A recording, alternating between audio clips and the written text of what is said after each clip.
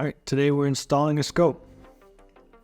I already have the bottom of the rails installed on the rifle, so just gonna put the scope in the rings. Okay, today we're using the one-piece cantilever mounts that we have here at Leapers. There are many other mounts out there. There's two-piece rings, cantilever rings, there's non-cantilevered one-piece rings. But today these are what we're using. And thankfully I have a full Picatinny rail on top of my rifle, so instead of moving the scope back and forth inside the rings, I can just center it and then move the whole system at once up and down the ring to adjust for eye relief. When I'm talking about that, I mean a rifle such as your standard hunting rifle.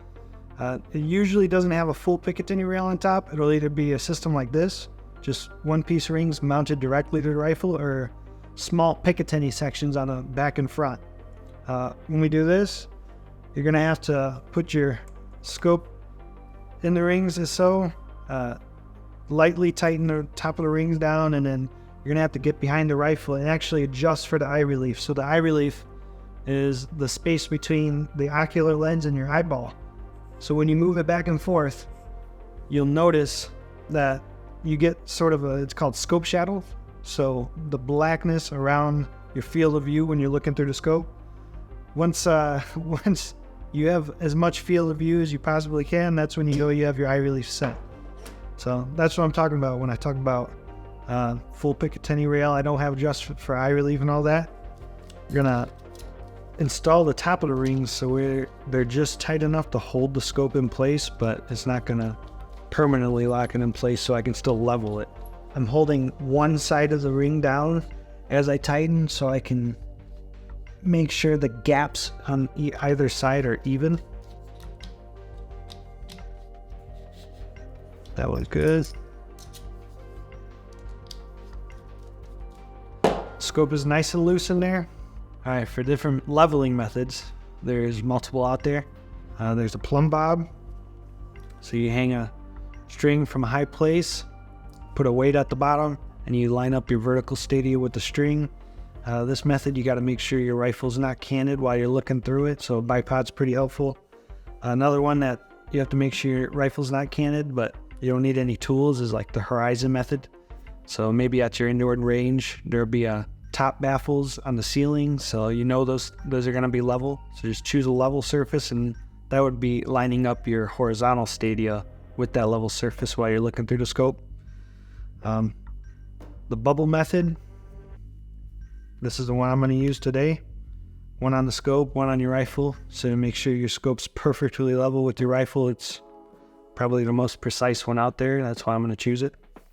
They have different mounting tools that you can use. So this will go underneath your scope and make sure it levels with the bottom of your scope. Some Picatinny rails are a little canted, so I don't prefer it, but it's very good for the job. It gets the job done. So for us today, I'm going to use the bubble level method.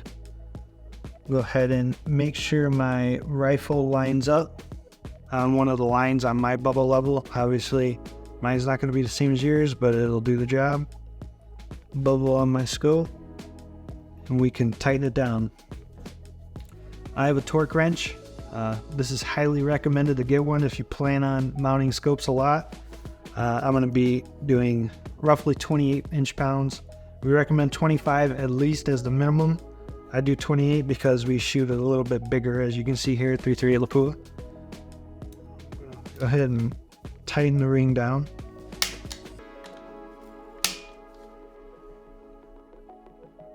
Look and see. Good to go.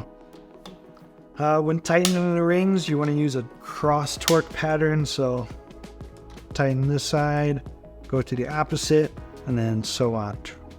There's a X pattern. So because I chose a full Picatinny rail for my rifle, I can simply take the QD rings off, and I can move the full system down the rail to adjust for eye relief. Get behind the rifle, set the rifle up for you.